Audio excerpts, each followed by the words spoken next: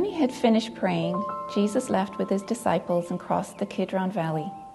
On the other side there was a garden, and he and his disciples went into it. Now Judas, who betrayed him, knew the place because Jesus had often met there with his disciples. So Judas came to the garden, guiding a detachment of soldiers and some officials from the chief priests and the Pharisees. They were carrying torches, lanterns, and weapons. Jesus, knowing all that was going to happen to him, went out and asked them, "Who is it you want?" "Jesus of Nazareth," they replied. "I am he," Jesus said. And Judas the traitor was standing there with them.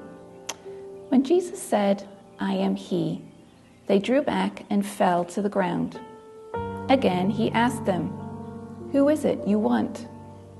"Jesus of Nazareth," they said. Jesus answered, "I told you that I am he. If you are looking for me, then let these men go." This happened so that the words he had spoken would be fulfilled. "I have not lost one of those you gave to me."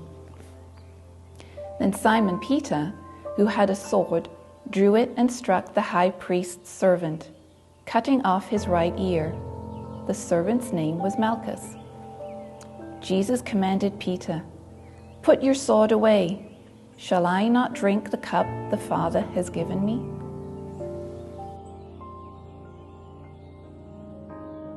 Well, this is our last in our series of devotions before Good Friday, and I hope that you've been following along. This morning, we're looking at the arrest of Jesus. And I got to tell you, to me, this is a very interesting piece in the Holy Week. You will remember back on Monday, we talked about how Jesus came from Bethany over the hill of the Mount of Olives and came down through Gethsemane, the Kidron Valley, and into the gate. And the crowds were crazy there and hailed him king. And that incredible moment that took place as literally the king came through the gate beautiful. Well, the story now is that Jesus and his disciples have left the upper room. And they have gone out into the Garden of Gethsemane. And this morning, I want to focus on one person in that story. His name is Malchus. We don't know a lot about him, but we know a few things. And let me just take a few moments to focus in on this guy. He is a servant of Caiaphas, the high priest. And he was there when Judas came and offered a way to have Jesus arrested and received the coin for the betrayal. He received the instructions to go with a party of people and arrest Jesus, the street preacher. A short trip out through the east gate and across the Kidron Valley, and there you are in the Garden of Gethsemane. As they passed through the east gate on the way to Gethsemane, he might have considered that just a few days ago, this very person was being hailed king of the Jews. Makes you wonder, am I really on the right side of things? Not just any king was going through that gate, but even Malchus's king.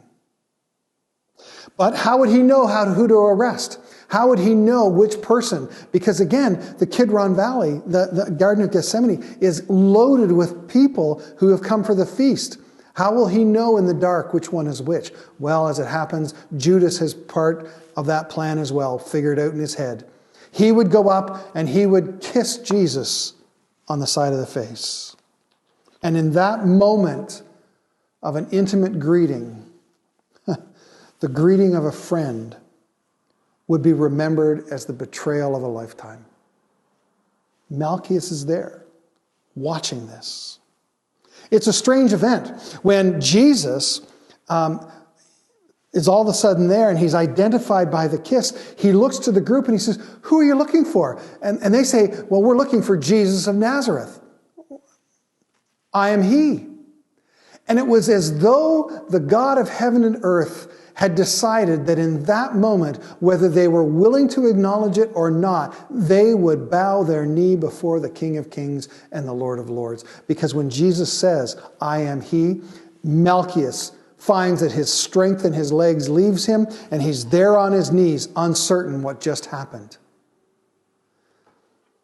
And as he rises to his feet to try and fulfill the expectation placed upon him to arrest Jesus, Peter will draw his sword, and in a flash of that sword, Malchus is back on his knees, clutching the side of his head where there used to be an ear.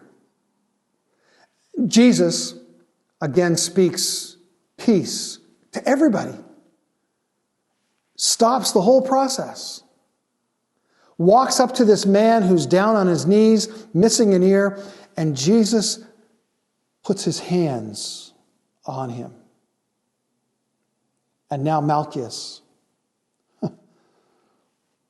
the man who came to arrest the king, is now kneeling before the king who is his healer. Interesting way that takes place. My question for us, we don't know a lot about Malchus. We don't know what happened after that. After Jesus is healed, the others take him, arrest him, and they go back to the city. Part of me wants to see Malchus on his knees in the Garden of Gethsemane, completely confused by what's just happened.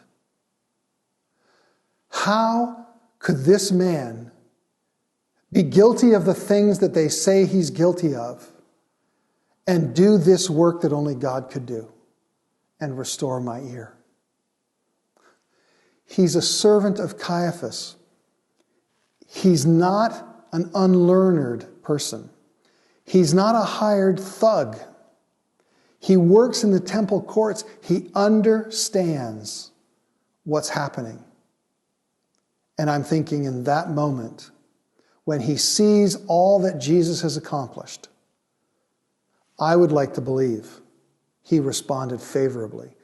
But the Bible's silent on it. Maybe it's because it's designed to leave us as the readers saying, I wonder how Malchus responded to the person and the work of Jesus Christ.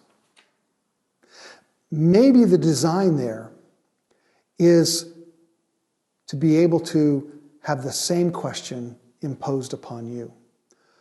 What have you done with the person and the work of Jesus?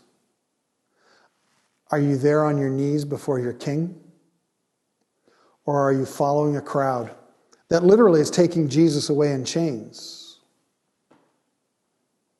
Oh, maybe you're not that hostile.